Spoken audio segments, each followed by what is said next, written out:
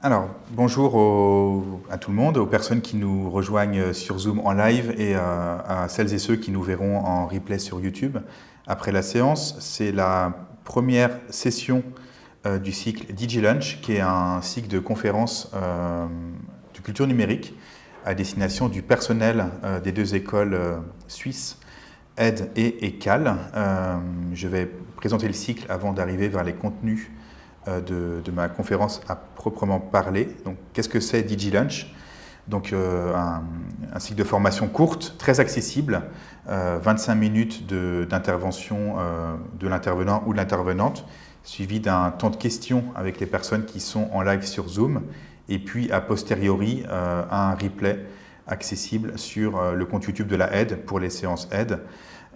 Et donc, c'est un cycle de conférence en alternance avec l'ECAL.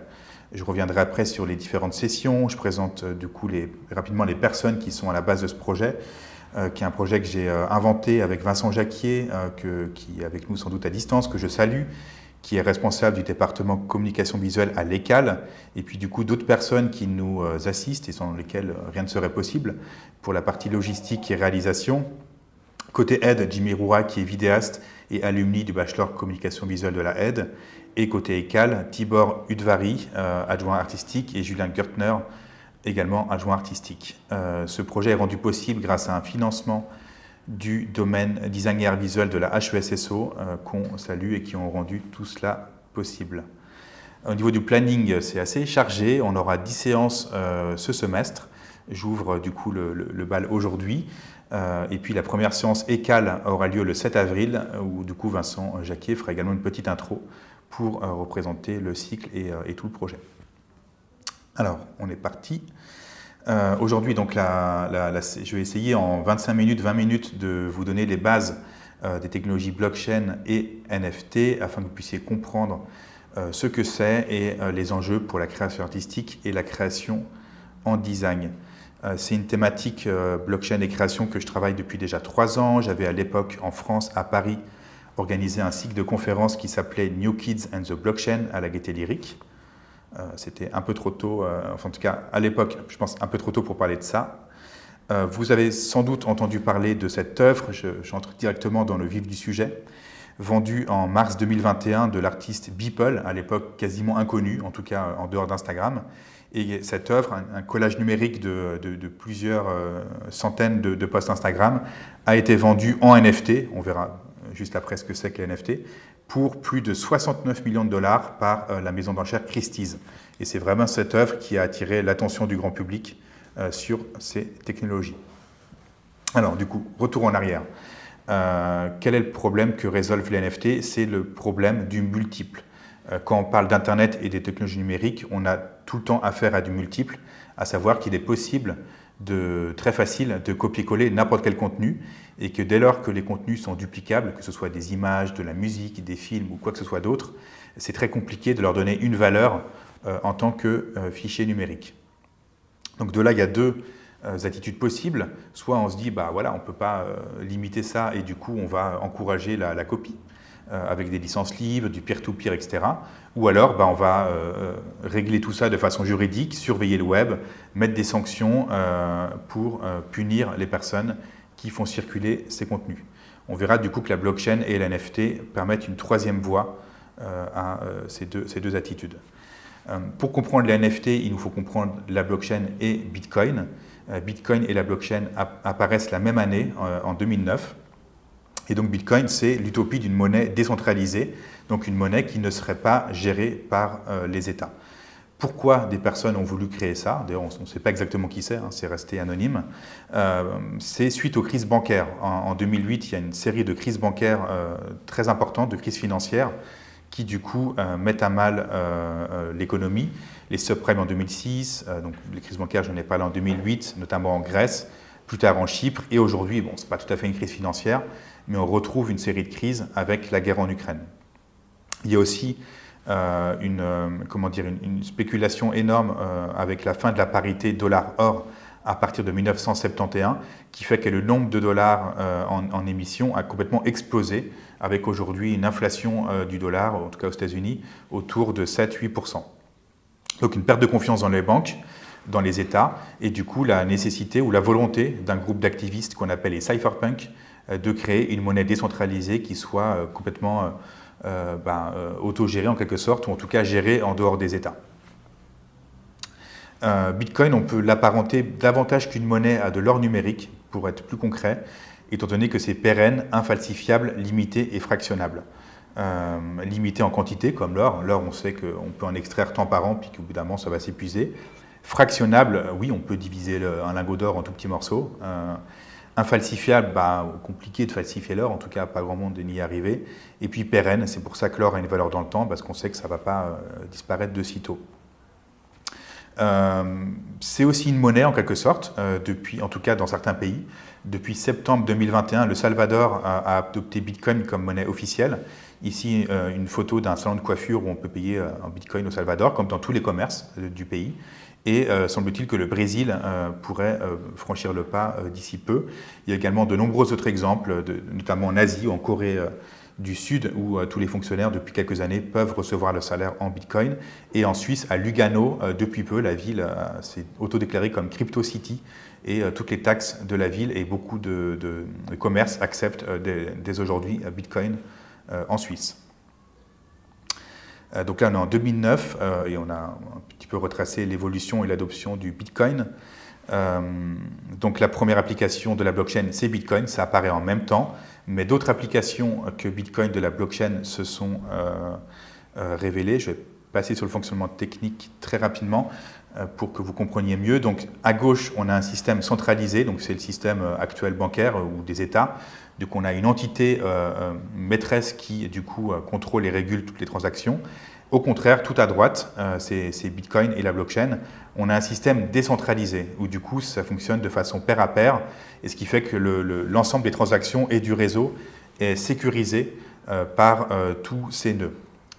Je ne peux pas rentrer malheureusement dans le fonctionnement technique de Bitcoin, ça prendrait environ 1 heure et on n'a pas le temps aujourd'hui, mais pour vraiment simplifier les choses, pour falsifier Bitcoin et la blockchain, il faudrait davantage de puissance de calcul que toutes les machines connectées au réseau et qui permettent à ce réseau de fonctionner, ce qui représenterait l'équivalent de plusieurs centrales nucléaires, ce que personne dans le monde n'est capable de faire. Ce qu'il faut retenir de Bitcoin et de la blockchain, c'est que c'est un registre public et que donc chaque transaction sur le réseau est publique et consultable de tous et toutes.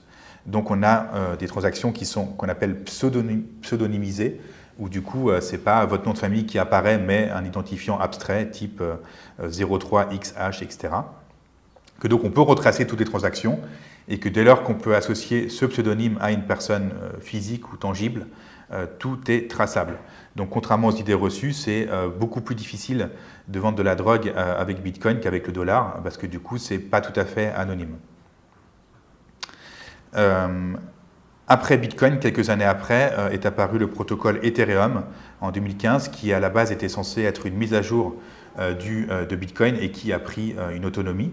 Ce qu'apporte Ethereum, c'est beaucoup de choses. Donc ce n'est pas seulement une monnaie, c'est une plateforme complète de gouvernance qui permet beaucoup de choses, notamment les NFT. C'est pour ça que c'est important de parler d'Ethereum. Et les tokens. Donc ce qu'on appelle un token, c'est un fichier numérique qui, comme Bitcoin, est sécurisé et infalsifiable et décentralisé, mais qui permet d'autres applications de la monnaie. Autrement dit, les NFT, c'est de la monnaie, enfin le même système technique que les bitcoins, mais appliqué à d'autres choses. Donc ça peut être des actions, des titres de propriété et également des certificats associés à des œuvres d'art. Je passe et j'avance. Donc voilà, les NFT vont permettre de capitaliser ou de donner une valeur à des fichiers numériques de tout type. Alors qu'est-ce que c'est un NFT? Si je résume, donc ça va être un certificat numérique infalsifiable et décentralisé sur le réseau, attaché à une entité numérique ou tangible.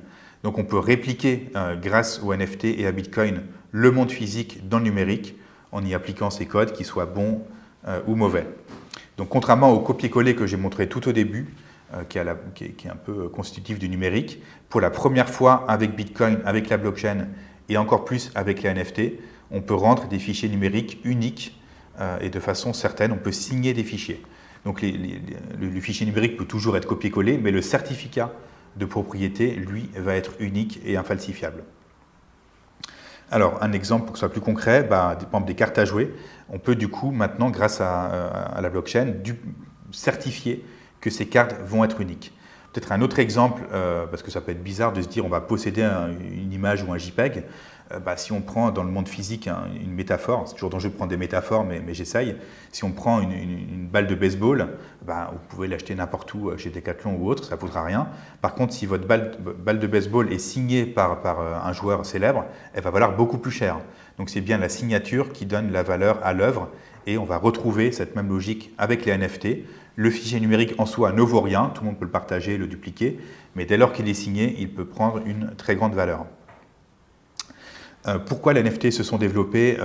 C'est depuis environ un an, ça existait depuis 2015, mais ça a vraiment explosé depuis un an, notamment à cause des pandémies qui font que les personnes étaient coincées chez elles et que du coup l'identité numérique a pris une importance beaucoup plus grande. Et que, par exemple, si vous possédez aujourd'hui une Rolex, une montre tangible, et que vous êtes coincé chez vous avec un confinement, peu de personnes vont voir votre montre, alors que votre avatar Twitter, Instagram, TikTok ou autre va être vu de bien davantage de personnes. Et que donc, en termes de poids social, de valeur sociale, c'est beaucoup plus fort de posséder des items numériques que des items tangibles. C'est quelque chose qu'on retrouve déjà dans les jeux vidéo depuis des années, avec le principe des skins, donc ces espèces de costumes numériques qu'on applique à des avatars qui peuvent valoir des fortunes. Je passe là-dessus. Alors, un exemple très célèbre de NFT, un des premiers, ce sont les CryptoPunks. C'est des images de 24 pixels de côté, il en existe 10 000 qui étaient à la base distribués gratuitement sur le réseau et qui, aujourd'hui, en 2022, valent minimum 400 000 $ chacun. Voilà, donc après, il y a plusieurs niveaux de rareté dans ces images, je ne rentre pas dans les détails. Autre exemple historique de NFT, un des tout premiers, les CryptoKitties, donc des petits chatons uniques, chaque image est signée numériquement, et c'était une sorte de proto-jeu, ils pouvaient se reproduire. Alors là, on restait dans le domaine des images statiques avec les punks et les CryptoKitties. Un autre exemple plus récent de 2021, les Bored Ape, donc un set d'images de singes. Il en existe également plusieurs milliers. Cette fois, c'est un peu différent. En fait, quand vous possédez une image de ce type, qui valent très cher, vous avez accès à un club exclusif. Ce qui fait que quand bien même vous pouvez dupliquer l'image d'un de ces singes avec un screenshot ou avec un copier-coller, comme le certificat est unique, vous n'avez pas accès à ce club. Et c'est là que les gens se sont rendus compte que ce n'était pas que des images, les NFT, mais quelque chose qui pouvait aller bien plus loin. Donc les Bored Ape, les fondateurs ont créé des soirées exclusives, et pour rentrer sur le yacht, eh bien, il vous fallait prouver que vous étiez bien en possession du certificat, et si vous aviez une copie de l'image, tout simplement, vous ne pouviez pas entrer dans ce club privé. Et c'est là qu'on s'est rendu compte que les usages pouvaient être bien plus larges que des simples images signées. Je vais passer là-dessus. Quelles implications sur le monde de l'art des NFT?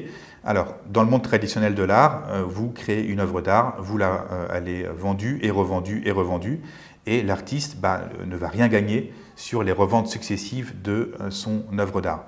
Ce qui fait que du coup, il existe des processus comme le droit de suite, mais qui sont assez minoritaires et assez peu gratifiants.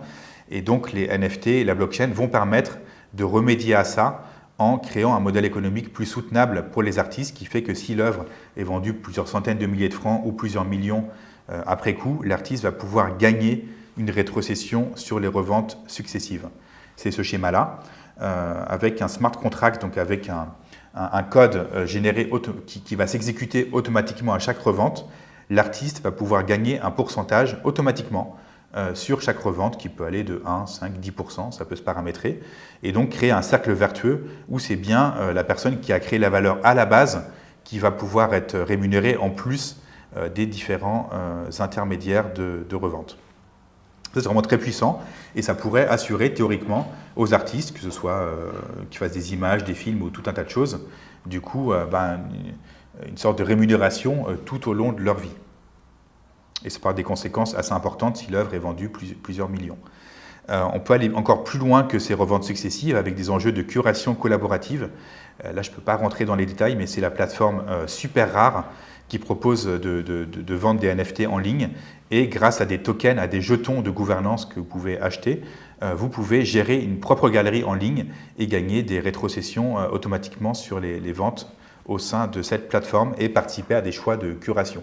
Donc on voit que les métiers traditionnels de l'art pourraient être redessinés en partie grâce aux technologies blockchain.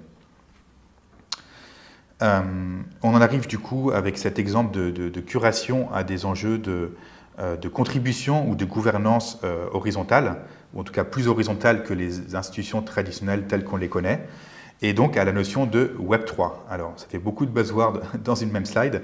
Donc les NFT, on a vu ce que c'était, donc c'est certificats de propriété qu'on peut attacher à des objets numériques. Et les DAO, qu'est-ce que c'est? Ce sont des Decentralized Autonomous Organizations, en français des organisations décentralisées autonomes. En quelque sorte, on peut créer comme des sortes de mini-pays ou de mini-entités qui vont pouvoir être autogérées par les personnes qui possèdent les tokens, les jetons numériques associés à ces entités. Et donc là, on en arrive au Web3, donc qui serait un nouvel âge, une nouvelle étape du web. Je vais revenir là-dessus et je reviendrai après sur les DAO. Donc qu'est-ce que c'est que le Web3? C'est un ensemble de technologies numériques basées sur la blockchain, donc c'est-à-dire des technologies décentralisées qu'on oppose au Web 2. Le Web 2, je pense que vous le connaissez tous et toutes, c'est le web social, donc notamment les blogs et les médias sociaux type Twitter, Instagram, Facebook. Donc c'était la possibilité pour toutes les personnes de contribuer au web. Mais le gros problème du Web 2, c'est que quand vous postez des contenus, par exemple sur Instagram, vous faites monter la valeur de la plateforme. Instagram va gagner de l'argent parce qu'il y a plus de contenu, mais vous-même, en tant que producteur, productrice, vous ne gagnez rien. Vous n'êtes pas intéressé à la création de cette valeur. Et la promesse du Web 3, c'est que du coup, vous possédez ce que vous créez et vous êtes rétribué pour ça. Donc je reprends historiquement. Le Web 1, c'est vous pouvez que consulter les choses. C'est assez schématique évidemment comme opposition, mais voilà, vous ne pouvez que consulter des contenus en ligne. Avec le Web 2, vous pouvez en créer, et avec le Web 3, vous pouvez en posséder. Et donc c'est vraiment ça la révolution de la blockchain appliquée au web. Vous pouvez créer des contenus que vous possédez, et vous pouvez également acquérir, posséder des contenus créés par d'autres personnes. Je vous montre un exemple de DAO. C'est la série animée Stoner Cats, qui est une petite série avec des chatons qui parlent de la blockchain. Et en fait, pour visionner cette série, ça va être très différent de Netflix. Vous allez devoir acheter un NFT d'un chat, donc une image d'un chat. Et après, vous pouvez vous loguer sur le site avec un petit bouton qui s'appelle Connect Wallet, qui va reconnaître que vous êtes bien propriétaire d'une image d'un de ces chats et vous débloquez l'accès au visionnage de chacun des épisodes. Et ce qui est intéressant, c'est que du coup, la série va être financée un peu comme du crowdfunding avec l'achat de ces images. Et une fois que vous possédez un de ces NFT de la série Stoner Cats, vous devenez membre de cette communauté et vous pouvez voter pour l'avenir des futurs épisodes ou de l'avenir de ce projet-là.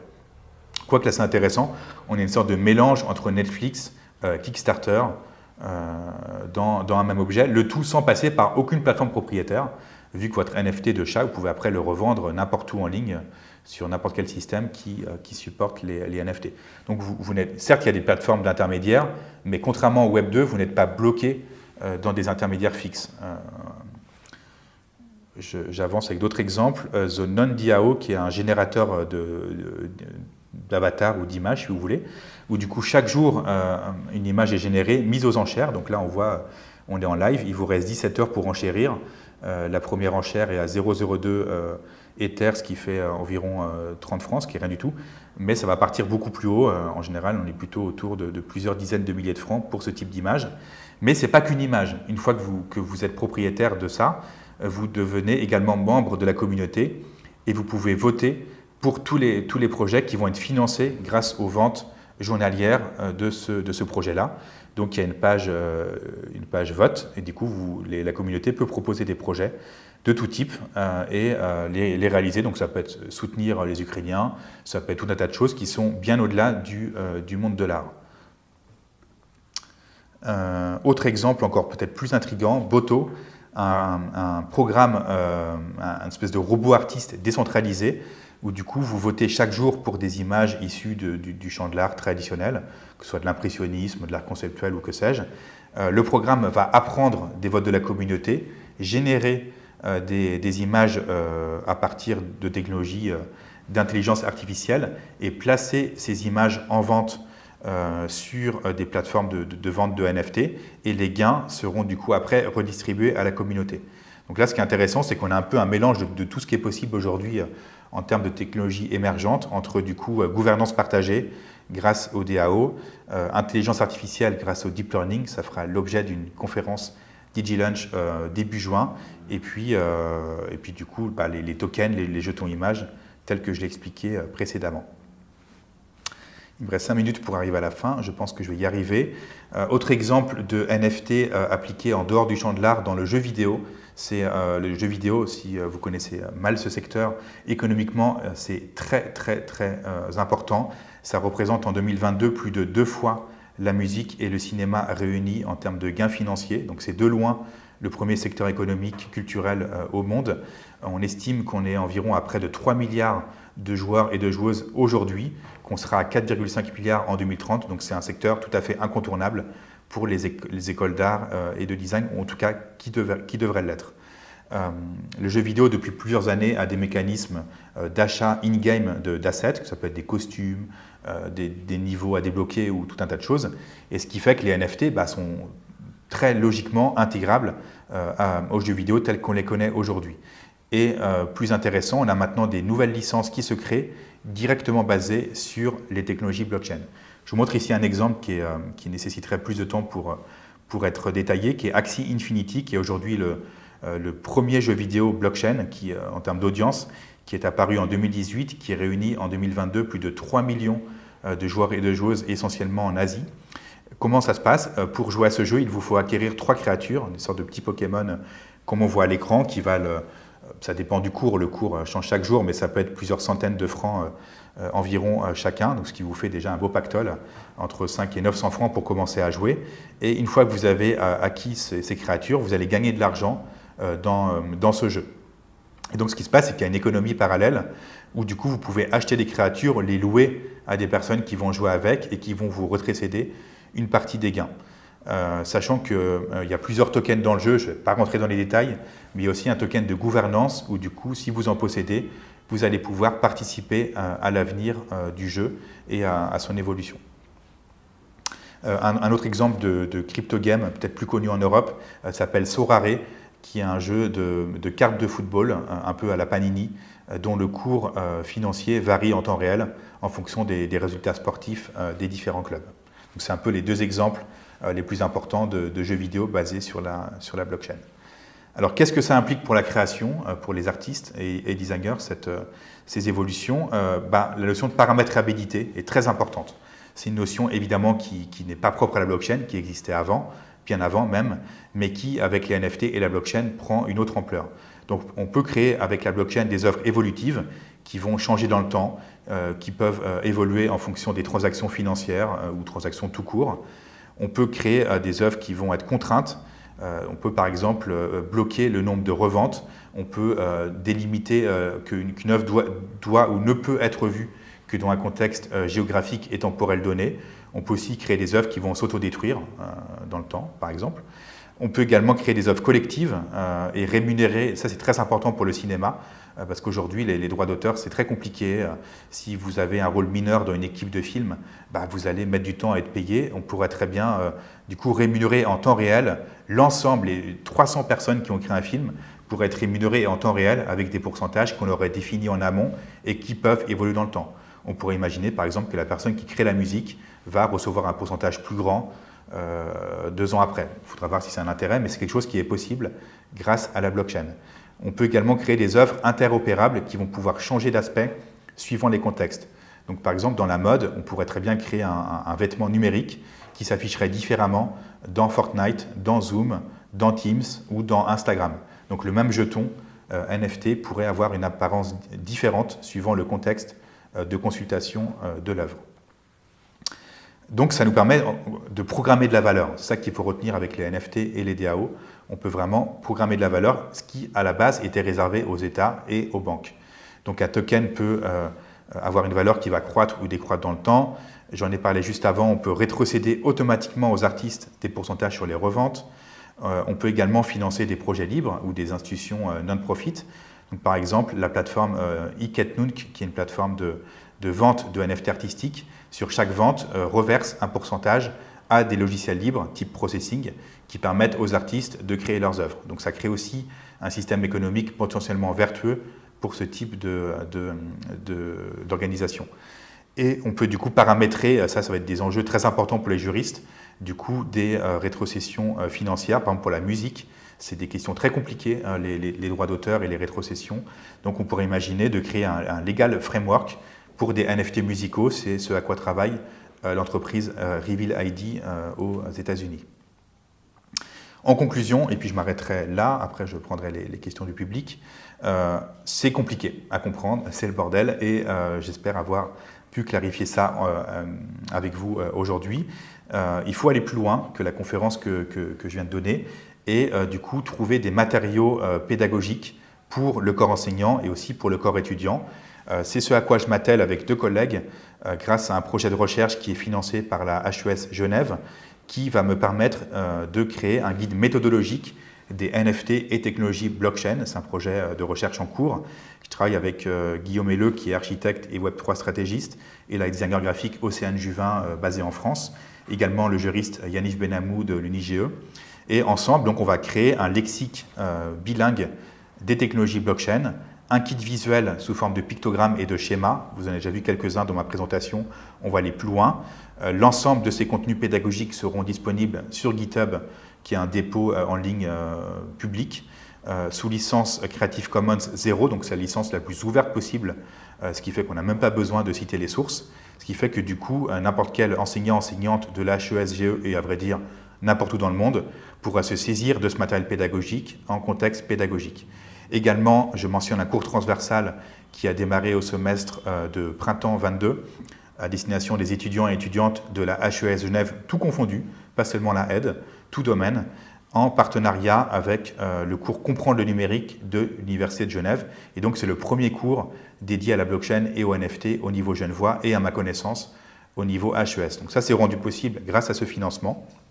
Je montre les toutes premières productions.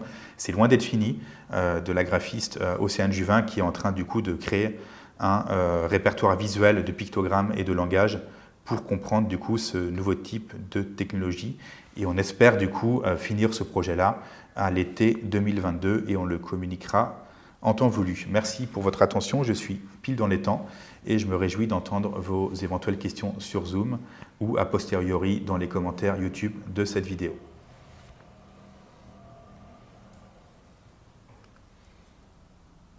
Y a-t-il des questions sur Zoom? Est-ce que je les entends si les gens les posent? Je ne suis pas sûr. Alors, il y a un remerciement dans le chat, donc je vous invite à poser peut-être plutôt vos questions dans le chat, parce que je ne suis pas sûr de pouvoir vous entendre avec le micro. N'hésitez pas à poser toutes vos questions. Je remercie toutes les personnes en ligne si je n'ai pas été clair sur tel ou tel point. J'ai essayé de relever le défi en 25 minutes de balayer beaucoup de choses. J'espère que ce n'était pas trop dense et trop confus. Moi, j'ai quelqu'un qui me parle. Maintenant, est-ce qu'on peut essayer de... Alors, j'ai une question dans le chat de Vincent Jacquier de l'ECAL. Merci Vincent pour ta question. Tu me demandes comment fonctionne le minage d'un NFT. Alors, peut-être, je peux essayer de rappeler ce qu'est le mining. Le minage, c'est l'écriture d'une transaction décentralisée dans le registre blockchain. Et donc, ça crée déjà des coûts, ce n'est pas gratuit, ces coûts d'écriture. Plus vous allez mettre de données dans la blockchain, plus ça va coûter cher. Alors, quand c'est une transaction monétaire, il n'y a pas beaucoup de choses à écrire parce que c'est juste que X a envoyé 3 bitcoins à Y, donc c'est assez simple. Maintenant, dans le cas d'un fichier image, par exemple, pour prendre un exemple basique, c'est plus compliqué. Si vous voulez mettre une image entièrement dans la blockchain, si l'image est assez lourde, ça va demander beaucoup d'énergie d'écriture et ça va vous coûter plus cher. Théoriquement, on pourrait mettre un film entier dans la blockchain, mais ça va vous coûter très cher en écriture. Comment ça marche? Il va falloir tout simplement payer des personnes, les mineurs, qui permettent à la blockchain de fonctionner. Et en fait, ce qui va se passer, c'est que ces personnes vont il y a un programme qui fait que ces personnes automatiquement sont informées de toutes les transactions que d'autres personnes veulent inscrire dans la blockchain. Ça va être classé par ordre de priorité. Quel ordre de priorité? Ça va tout simplement être classé par rapport aux frais de transaction qui sont associés à chaque demande d'écriture. Donc autrement dit, si je veux mettre un JPEG dans la blockchain, il va falloir que du coup vous payiez des frais de transaction qui sont variables dans le temps. C'est actuellement assez cher, c'est plusieurs dizaines de francs sur le réseau Ether. Et du coup, ça va être classé par ordre de priorité. Je ne peux pas rentrer dans plus de détails, Vincent, ça nous amènerait trop loin, mais en gros, voilà, c'est pas gratuit. Si vous voulez mettre un NFT en ligne, il va falloir payer des frais de transaction. C'est une réponse un peu basique. Pour plus de détails, ça nécessiterait plus de temps. Je prends une autre question je les prends dans l'ordre, de Léonard Guillaume. Merci pour la question, qui me demande de parler des enjeux écologiques des NFT. Alors, merci pour cette question, Léonard. C'est un problème très important aujourd'hui qui fait beaucoup de débats. Parce que il existe plusieurs types de technologies blockchain, plus ou moins énergivores. Il y a deux grandes catégories. Il y a le Proof of Work et le Proof of Stake. Alors, qu'est-ce que c'est le Proof of Work? C'est ce que j'ai montré avec Bitcoin. En tout cas, aujourd'hui, Bitcoin fonctionne encore comme ça. C'est que c'est une sécurisation du réseau par l'énergie consommée. Si vous voulez hacker Bitcoin, il vous faut beaucoup plus d'énergie qu'une centrale nucléaire. C'est ce que j'ai dit au début. Et donc, en quelque sorte, beaucoup d'ordinateurs vont devoir travailler en vain, inutilement, pour sécuriser le réseau, ce qui est très énergivore. Ethereum fonctionne également comme ça, de façon un peu moins énergivore, mais c'est le même principe. Donc, ce qui fait que c'est des technologies très polémiques à l'endroit écologique, parce que ça consomme beaucoup de choses.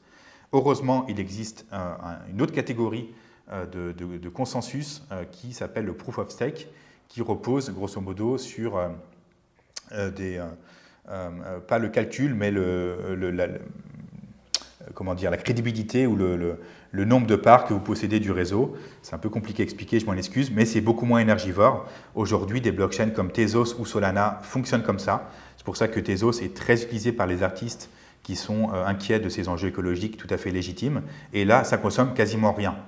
Donc, quand Bitcoin et Ethereum auront basculé sur ce type de technologie, ce qui pour Ethereum est prévu à horizon 1 ou 2 ans, ça a été retardé plusieurs fois, la question écologique sera heureusement réglée et on arrêtera avec ces polémiques qui sont tout à fait légitimes qu'on a aujourd'hui. Et ce qui fait que les NFT sont aujourd'hui la technologie la plus polémique. Si vous regardez sur Twitter, moi je me fais blacklister, voire insulter quand je parle des NFT, en partie à cause de cette raison écologique, mais heureusement, on a un horizon d'amélioration d'ici environ 1 à 2 ans. C'était la même question que me posait Elisabeth Fischer, donc j'espère y avoir répondu. Le niveau d'énergie requis, alors je n'ai pas les chiffres en tête, mais il y a des ressources en ligne qui détaillent bien tout ça. Et du coup, avec une échappée possible, grâce à Tezos, T-E-Z-O-S, je vous invite à regarder cette blockchain si vous souhaitez faire des NFT entre guillemets clean au niveau écologique. Tibor Udvari me demande depuis l'ECAL, dans l'exemple de Stoner Cat, merci Tibor, si les vidéos sont hébergées sur la blockchain ou ailleurs. Très bonne question. Je ne pense pas que les vidéos soient hébergées dans la blockchain à proprement parler, parce que ce serait très coûteux. Il existe 3 types de stockage pour les NFT dans la blockchain. Soit on fait un lien vers un fichier qui est hébergé sur un serveur traditionnel, et donc le certificat NFT comprend ce lien. C'est la pire méthode possible, parce que du coup le lien est figé. C'est-à-dire que si votre lien doit changer, si le serveur, par exemple, pour une raison ou une autre, change d'adresse, du coup, votre certificat NFT renvoie vers une erreur 404 et ça ne peut pas être réédité parce que c'est inscrit dans la blockchain. Donc ça, c'est la pire solution. Deuxième solution, c'est toujours un lien, mais qui renvoie en IFPS les données sont stockées comme du peer-to-peer, pas dans la blockchain, mais de façon décentralisée. Donc ça, c'est beaucoup plus intéressant parce que du coup, le lien ne bouge pas et que, comme un fichier torrent, les données sont distribuées sur le réseau. Donc ça, c'est la solution que je privilégierais pour des vidéos.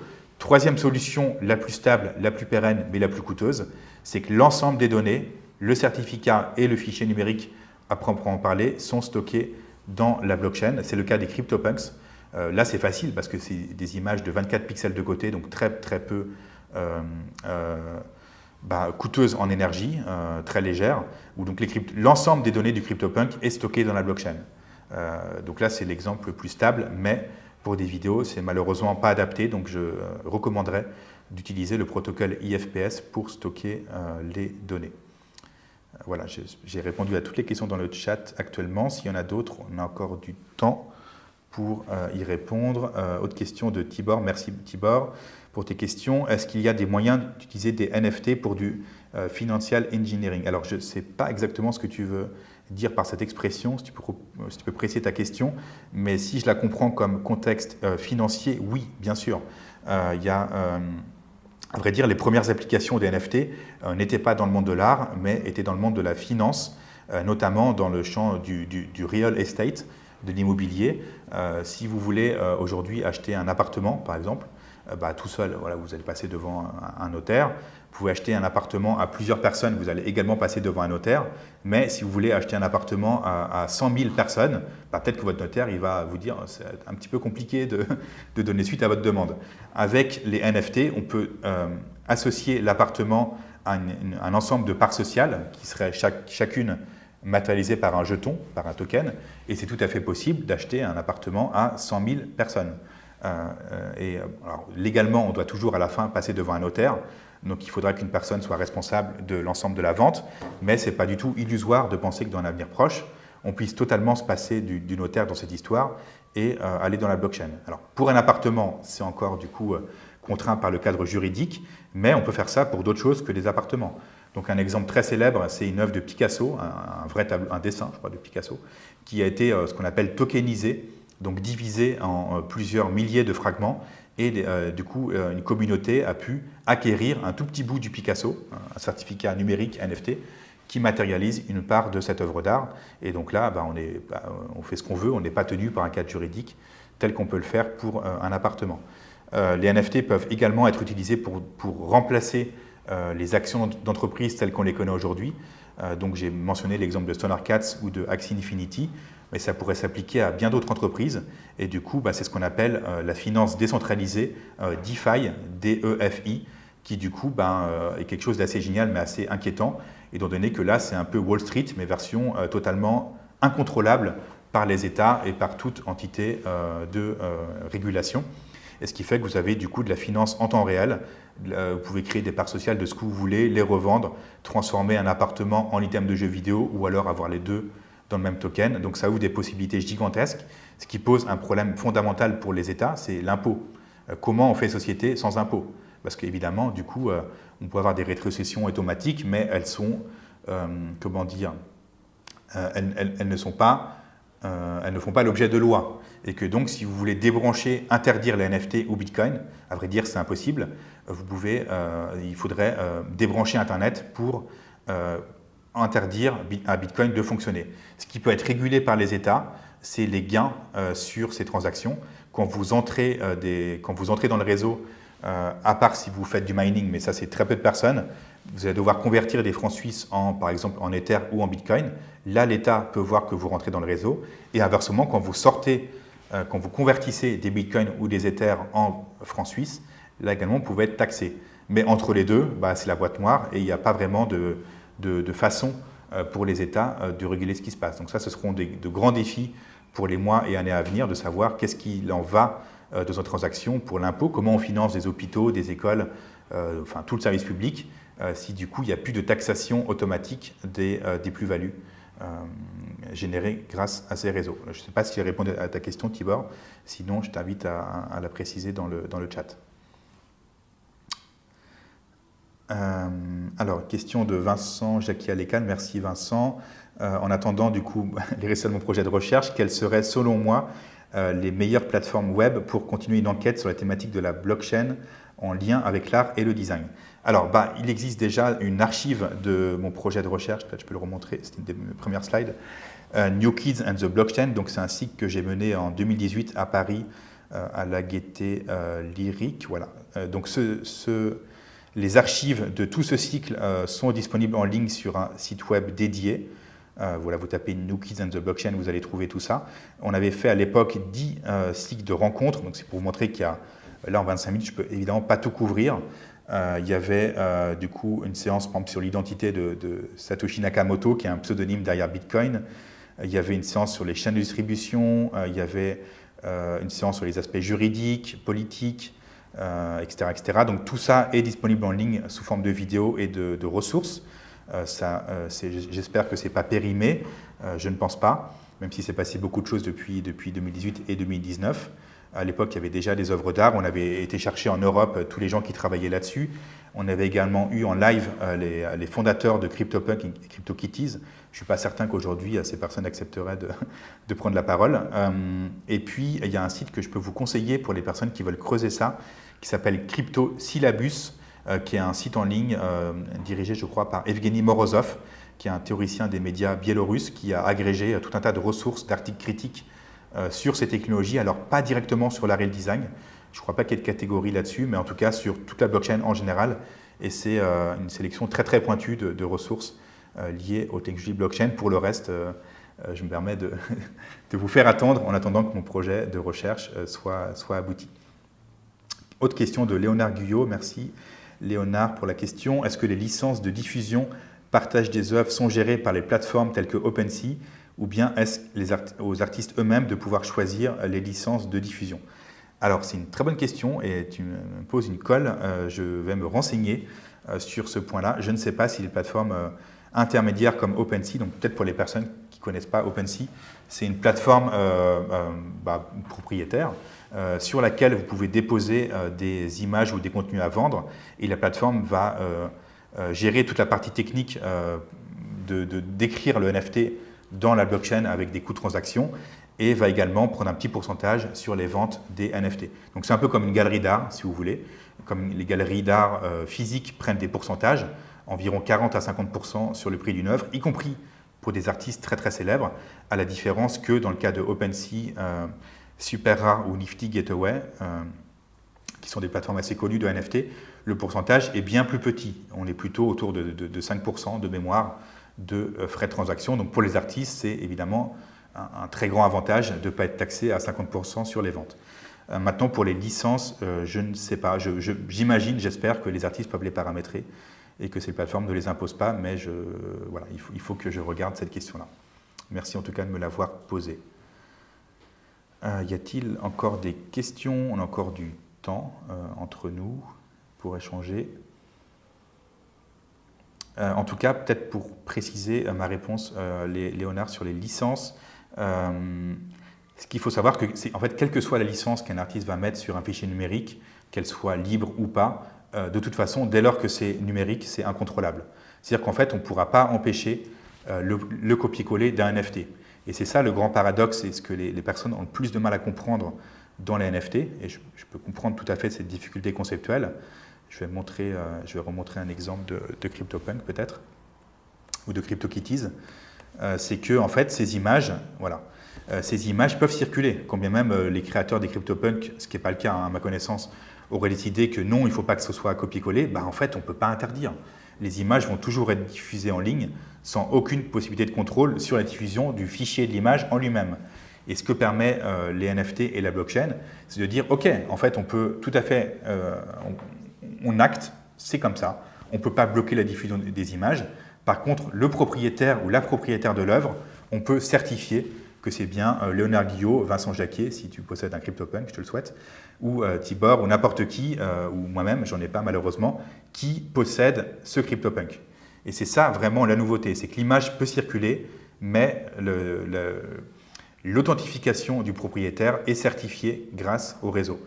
Et ça, c'est maintenant, on en voit des applications plus concrètes sur le réseau Twitter, par exemple. Votre avatar, vous pouvez aujourd'hui mettre un NFT en avatar, et donc Twitter va vérifier que vous possédez bien ce fichier, et votre avatar apparaîtra non pas avec un petit cercle autour qui recadre l'image comme aujourd'hui, mais avec un hexagone. Et donc, si vous voyez un avatar hexagonal, c'est que c'est associé à un NFT, et je peux vérifier que si, par exemple, Vincent Jacquet a un CryptoPunk dans un hexagone, il possède bien la propriété de cette image et qu'il n'a pas juste copié-collé l'image comme aujourd'hui. Ce qui devient maintenant un marqueur social très puissant. Donc il y a des stars comme Kanye West qui possèdent un CryptoPunk, ou si on prend les Bored Ape, alors là c'est encore plus showbiz. Aujourd'hui, voilà, vous avez le joueur de foot Neymar qui possède un Ape, également Eminem, je crois qu'on a acheté un récemment, entre autres, là-dedans. Et du coup, on peut vérifier, comme c'est un registre public, n'importe qui peut vérifier que du coup Eminem est bien le propriétaire de tel singe et que ce n'est pas juste une image qu'il a récupérée en ligne et qu'il a copié-collé. Voilà, donc j'espère avoir un petit peu éclairci la question de Léonard, même si j'ai un petit peu extrapolé les choses. Alors oui, voilà, effectivement, merci pour cette précision, Léonard. Donc la question portait sur les licences libres et le paradoxe qu'il peut y avoir avec la diffusion sous Creative Commons d'une image et la propriété d'un NFT. Et oui, c'est ça, c'est tout à fait vrai. En fait, une image peut circuler librement et même la licence de l'image peut encourager sa diffusion libre, ce qui n'est pas contradictoire avec le fait qu'il y ait à la fin un seul propriétaire de cette image-là. Je vais prendre peut-être une autre métaphore. Les NFT, ce serait un peu des DRM. Les DRM, c'est encore des mécanismes de protection des œuvres, notamment beaucoup utilisés dans la musique ou dans le cinéma, qui font que, du coup, on peut certifier qu'une musique achetée sur iTunes a bien été achetée par telle personne. Donc les NFT, en quelque sorte, donnent une nouvelle ampleur à ce principe des DRM, tout en garantissant que l'image peut circuler librement. C'est ça le paradoxe, en fait. Un seul propriétaire, mais une diffusion libre de l'image sur le réseau. Ce n'est pas contradictoire. Je pense que, peut-être je reprends mon exemple dans le monde tangible. J'avais parlé tout à l'heure des battes de baseball. Des balles de baseball signées ou des battes d'ailleurs, peu importe. Autre exemple, si vous possédez un disque vinyle des Beatles, ce disque à la base il a peut-être été pressé à des milliers d'exemplaires, mais si vous avez un exemplaire du disque signé par un membre des Beatles, il va valoir beaucoup plus cher que n'importe quel vinyle à 5 francs. Et donc en quelque sorte le vinyle peut circuler très très largement, mais l'exemplaire signé ou la personne qui a l'exemplaire signé possédera beaucoup plus de valeur potentielle qu'un vinyle non signé. Donc c'est un peu ça l'équivalent pour les NFT dans le monde numérique. Y a-t-il encore d'autres questions? Encore du temps? Encore un petit quart d'heure.